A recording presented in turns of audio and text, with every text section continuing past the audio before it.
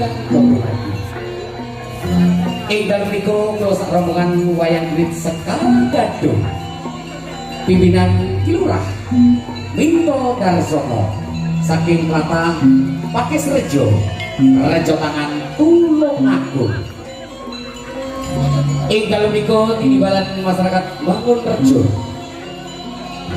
Kagungan kersa iki menika bersih bisa. Mugi-mugi sabibaripun ringgit wajucal sedalun atas.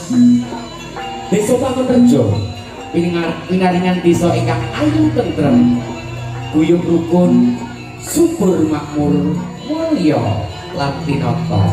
Amin amin ya rabbal alamin.